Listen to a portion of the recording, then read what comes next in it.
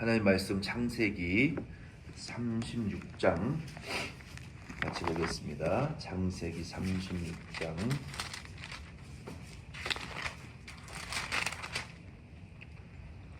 창세기 36장 1절부터 8절 말씀만 같이 읽겠습니다. 1절로 8절 말씀만 같이 읽겠습니다. 에서 곧 에돔의 족보는 이러하니라. 에서가 가나안 여인 중 헷 족 엘론의 딸 아다와 히위 족속 시브온의 딸인 아나의 딸 오홀리바마를 자기 아내로 맞이하고 또 이스마엘의 딸 느바요의 누이 바스마스를 맞이하였더니 아다는 엘리바스를 에서에게 낳았고 바스마스는 르우엘을 낳았고 오홀리바마는 여우스와 얄람과 고라를 낳았으니 이들은 에서의 아들들이요 가나안 땅에서 그에게 태어난 자들이더라. 에서가 자기 아내들과 자기 자녀들과 자기 집의 모든 사람과 자기의 가축과 자기의 모든 짐승과 자기가 가나안 땅에서 모은 모든 재물을 이끌고 동생 야곱을 떠나 다른 곳으로 갔으니 두 사람의 소유가 풍부하여 함께 거주할 수 없었음이로라. 그들이 거주하는 땅이 그들의 가축으로 말미암아 그들을 용납할 수 없었더라. 이에 에서 곧 에돔이 세일산에 거주하니라. 아멘. 창세기 36장은 유일하게 에서의 사적에 대하여 기록한 한 장의 내용입니다. 먼저 1절로 11절 말씀에 보면은 에서의 기사에 대하여 기록하고 있는데 35장 29절 말씀에 에서와 야곱이 아버지의 장사를 함께 치른 것을 보면은 이제 에서와 야곱이 서로 화해하고 이제 이 화해의 모드로 들어간 것으로 이제 보였습니다. 에서는 이스마엘과 같이, 그러니까 에서와 야곱 중에 에서, 이삭과 이스마엘 중에 그 이스마엘과 같이 하나님의 선택을 받지 못한 자였어요. 그래서 선택받지 못한 자의 그 기사는 성경에 매우 짧거나 거의 기록되어지지 않는 특징을 우리가 발견하게 됩니다. 창세기에는 네 가지의 중요한 인물이 등장하는데 아브라함, 이삭, 야곱, 요셉입니다. 그래서 창세기는 그 네 사람을 중심으로 성경이 쓰여져 기록이 되어져 있어요. 물론 그 외에 이스마엘이나 에서나 다른 선택받은 자들의 형제와 가족들도 세상에 살았지만 하나님의 관점은 상대적으로 그 부차적인 선택받지 못한 하나님이 쓰시지 않는 자들에 대한 역사에 관심을 그렇게 두지 않으시고 하나님의 관심은 하나님이 선택한 자, 하나님이 들어 쓰시는 자 중심으로 관심을 갖는다라는 것을 우리가 성경을 통해서 알 수 있습니다. 사실 에서는 인간적으로 평가를 할 때, 세상적인 기준으로 평가를 할 때 야곱보다는 훨씬 인격이 훌륭했어요. 그 성품이 좋았고 인품이 훨씬 훌륭했습니다. 그래서 성품 좋다고 인품 좋다고 믿음 생활 잘하는 것도 아니고 뭐 성격이 더럽다고 신앙생활 못하는 것도 아니에요. 그러니까 예수 믿는 것은 성품과 인격을 가지고 하는 것이 아니라 하나님의 선택, 하나님의 은혜를 입은 것이 더 크고 중요한 거예요. 그리고 성품과 인격의 문제는 그 이후에 얼마나 우리가 노력해서 믿음으로 성화되어지느냐에 다 다른 것이지 하나님의 선택과 은혜의 베풀매는 우리의 성품과 인격하고는 상관이 없는 것 같습니다. 그런데 어쨌든 에서는 인품과 성품이 야곱보다 훨씬 좋았어요. 왜냐하면 그는 재물도 많았고 너그러웠어요. 먼저 야곱을 용서했고 받아들였어요. 그리고 그는 효심이 아주 깊었어요. 효심. 그러나 성경에 보면은 에서가 야곱처럼 뭐 믿음으로 고향과 부모를 떠났다든지 하나님 말씀을 쫓아가면서 고난을 받았다든지 하나님의 약속 때문에 뭐 시험을 당했다든지 하나님의 말씀 때문에 징계를 받았다든지 하나님의 말씀을 따라가서 승리하고 축복을 받았다든지 하나님이 이렇게 저렇게 간섭하셨다라는 내용은 성경에 전혀 기록되어 있지 않습니다. 그게 버림받은 자고 선택받지 못한 자의 특징이에요. 하나님의 선택받은 자는 유난히 두들겨 맞기도 많이 맞고 간섭도 많이 받고 시험도 많이 받고 징계도 받고 고난도 많이 받아요. 세상적으로 봤을 때 예수 믿는다는 게 그렇게 지지리도 못 살고 고난만 당하냐. 아이고 이 멍충아. 하나님 없어. 돈이 최고야. 육체의 쾌락이 최고야. 세상적인 권세, 높은 지위에 올라가는 게 최고고 좋은 집에서 맛있는 거 먹고 사는 게 최고지. 하나님이 어디 있어? 너를 위해서 살아. 이 병신아. 이렇게 욕한단 말이에요. 근데 성경에 보면은요. 그게 좋은 거더라. 고난도 없고 시험도 간섭도 만들어지는 것도 연단도 하나님의 징계도 없는 게 좋은 게 아니라 있는 게 좋은 거라는 거예요. 에서는 그런 게 하나도 없었어요. 성경에 그런 기록이 없고 인품 좋고 돈 잘 벌고 풍족하게 살았더라. 그리고 하나님에게는 한 번도 쓰임받지 못했더라. 이렇게 저주스러운 인생이 어디 있냐는 거예요. 성경은 그거를 기록하고 있어요. 그거를. 에서에 대해서. 그리고 효심도 깊었더라. 에서는 새 아내를 취했고 아들 5을 낳았습니다. 6절로 8절에 보면은 에서가 야곱을 떠나는 그 장면이 아주 과거에 누구와 오버랩돼서 우리에게 그대로 보여지는 사람이 있어요. 에서가 야곱을 떠나는 장면이 롯이 아브라함을 떠나는 장면과 똑같이 오버랩되는 거예요. 지금 에서는 재물도 가족도 짐승도 풍족했어요. 지금 에서가 야곱을 떠나는 장면이 롯이 아브라함을 떠나서 소돔과 고모라의 땅으로 가는 장면과 똑같이 일치된다는 거예요. 야곱이 에서가 더 좋은 목초지를 찾아 떠났지만 하나님의 약속의 땅에서는 점점 멀어졌습니다. 에서는 그 약속 중심으로 살지 못했고 육신의 눈에 보이는 것 좋은 중심으로 움직였어요. 7절 말씀에 보니까 두 사람의 소유가 풍부하여 함께 거주할 수 없음이러라. 성경이 그렇게 기록하고 있잖아요. 뭐 때문에 떠난다고요? 너무 풍족해져가지고 육신의 소유가 너무 많아지니까 성경은 지금 거기에 주목하고 있어요. 근데 하나님은 약속의 땅을 떠나지 말라고 말씀하셨거든요. 약속의 땅으로 지금 불러들이고 정착시키고 있는데 야곱은 그 말씀을 순종하고 있는데 에서는 하나님의 약속의 땅에서 점점 멀어지는 이유가 뭐예요? 물질의 풍족함 때문에 약속의 땅에서 멀어지고 있잖아요. 세상 소유물의 풍족함 때문에 하나님의 교회와 사명에서 멀어지면 안 된다는 거예요.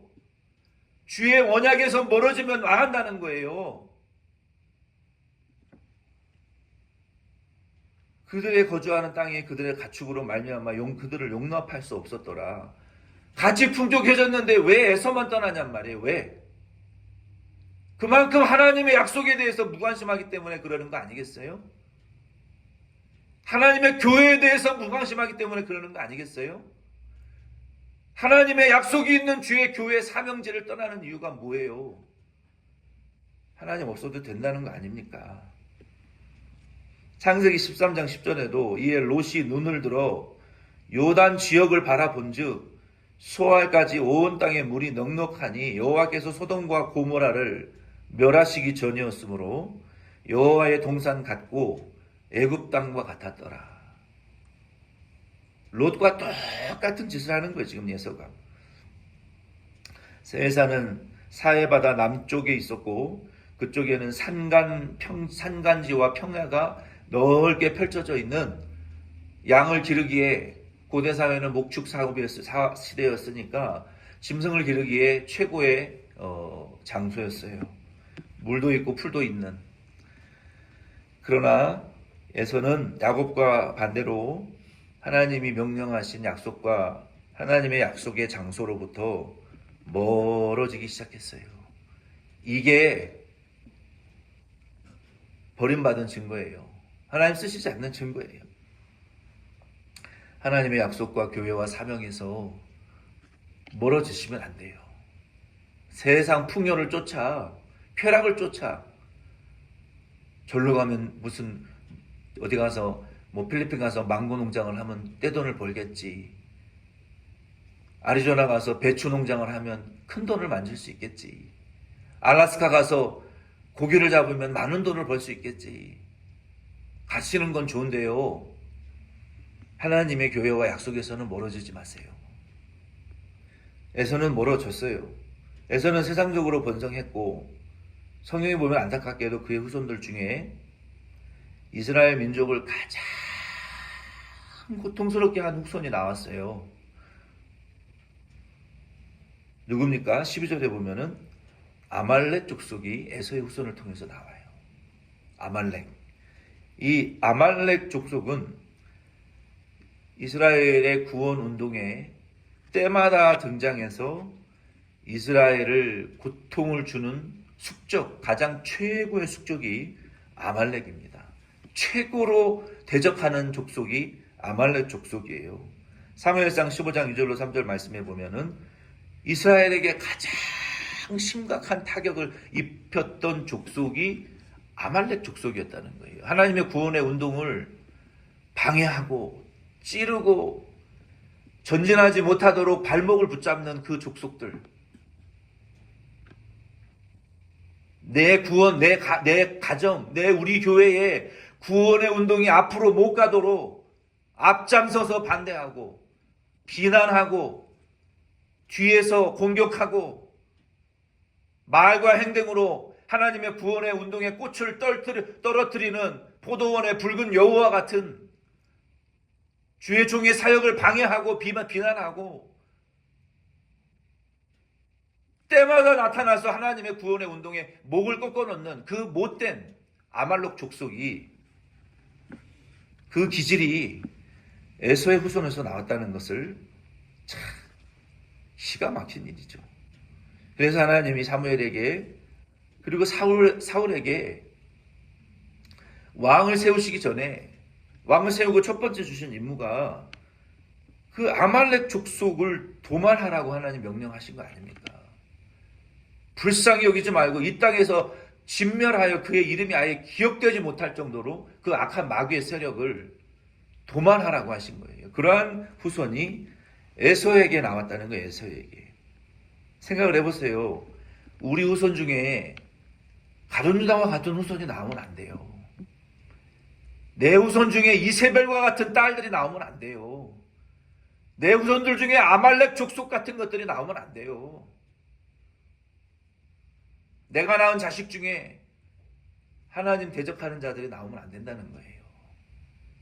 에서는 그러나 그렇게 됐어요. 왜?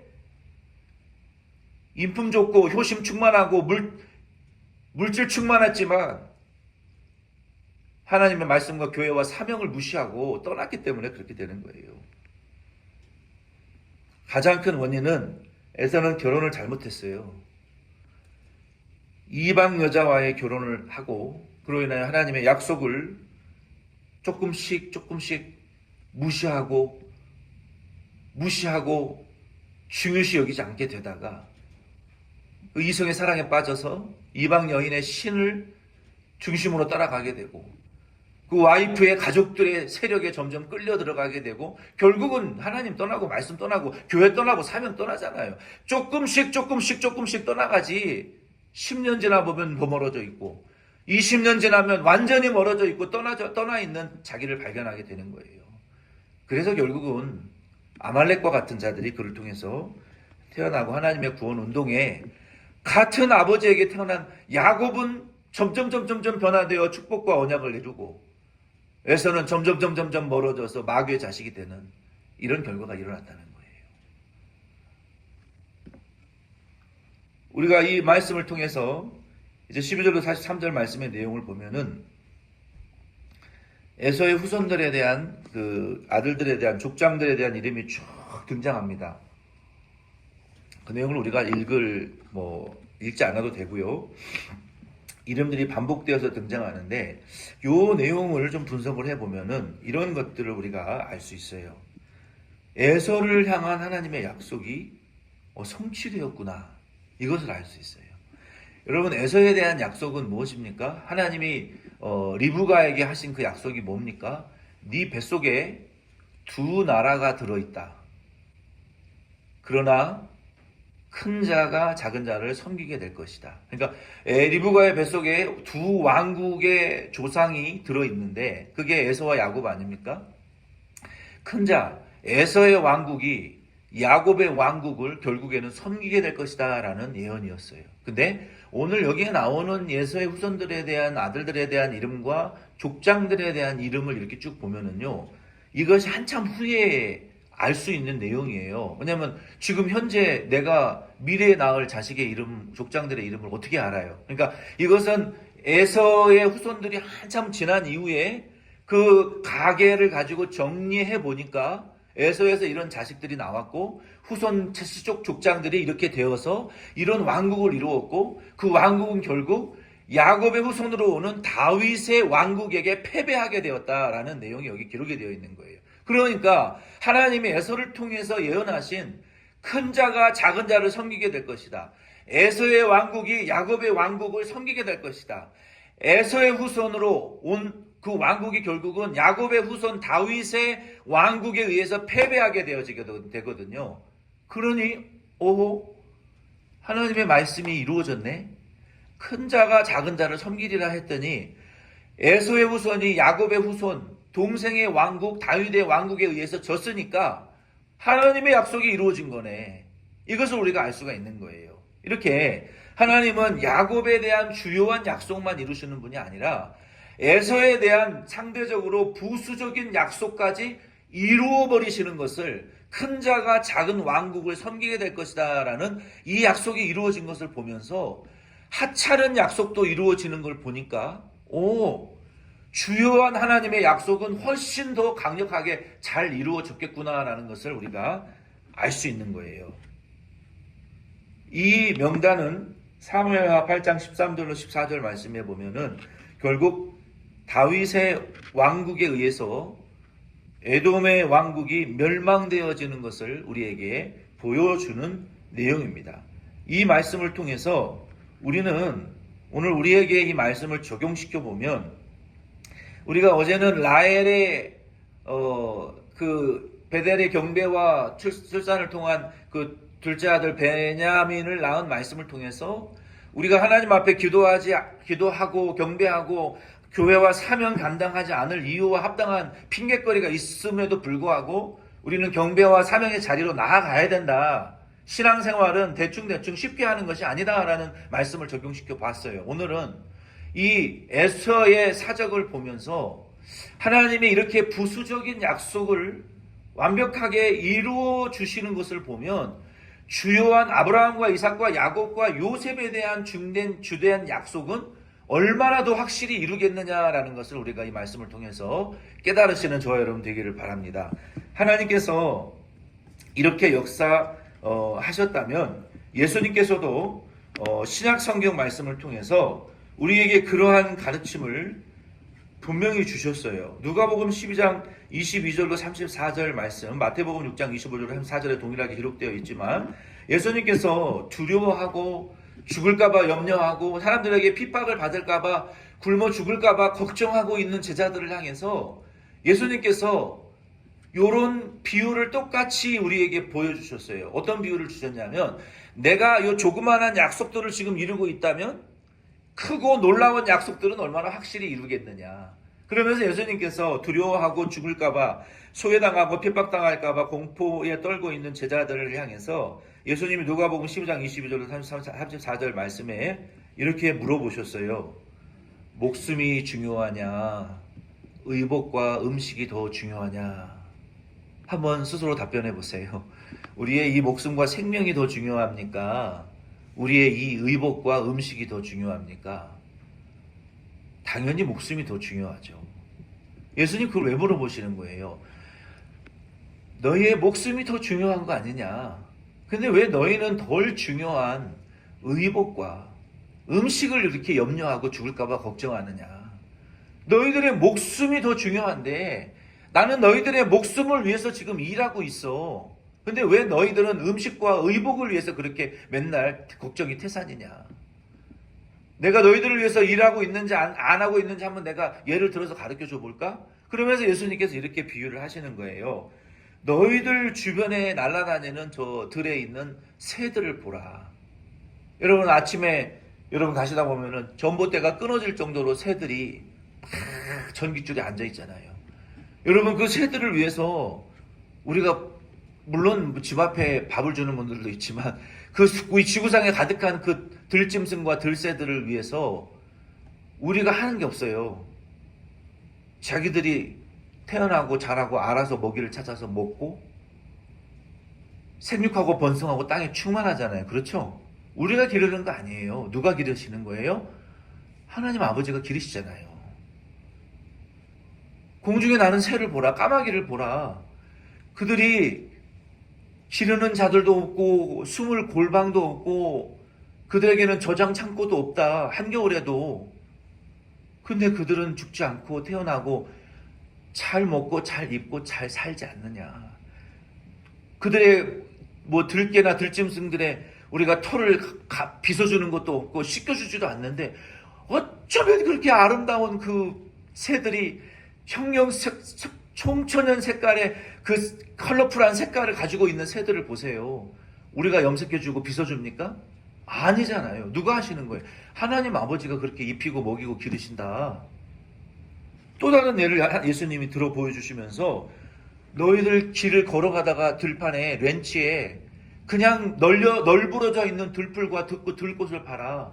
저 백화파를 봐라. 형형색색의 저 아름다운 꽃과 나무들을 들풀과 들꽃과 나무들을 봐라. 단풍나무 잎의 색깔들을 봐라. 너희들이 그 색깔을 입혔냐? 너희들이 먹이고 길렀냐? 내가 하는 거 아니냐? 근데 너희들의 목숨이 더 소중하고 중요한데 내가 나무를 입히고 풀을 입히고 새와 동물을 먹이고 입히고 해가 뜨고 해가 지고 달이 뜨고 달이 지고 별이 뜨고 지구와 우주를 지금 그런 부차적인 것들에 대한 약속을 내가 이루어가고 있는데 너희들의 목숨 하나 내가 케어 못하고 너희들의 가정과 교회 가족들 하나 내가 케어 못하는 하나님으로 의심해서 그렇게 맨날 걱정이 태산이냐? 그 얘기를 지금 하시는 거예요. 왜 그렇게 죽을까봐 두려워하느냐? 왜 그렇게 굶어 죽을까봐 소외받을까봐 사람들에게 버림당할까봐 그렇게 두려워하고 벌벌 떠냐? 들풀과 들꽃을 좀 바라봐라. 그런 부수적인 것들을 내가 돌아보고 기르는데 내가 예수의 피를 흘려 구원한 내 자식 새끼들을 내가 굶어 죽이고 천국 안 들어가고 마귀에게 잡혀먹게 할까봐 그렇게 걱정하고 두려워 벌벌 떠느냐? 그러지 말라는 거예요. 너희 믿음이 적은 자들아. 우리의 인생이라는 것이요. 365일 24시간 그냥 굶어 죽을까봐 병들어 죽을까봐 버림받을까봐 그거 대비하느라고 정신없잖아요. 그러면서 예수님께서 그거 오늘 우리가 불렀던 찬양처럼 믿음 없고 하나님 아버지 없는 영적인 고아와 같은 자들이 하는 짓이다. 하나님 아버지가 있고 천국이 있는 자들이라면 예수의 피로 구원받은 자들이라면 다만 너희들에게 이러한 것이 있어야 할 것을 아버지가 아신다. 너희는 그의 나라와 의를 구하라. 그러면 이런 거 다 더해 주실 것이다. 적은 무리요 두려워 무서워 말라.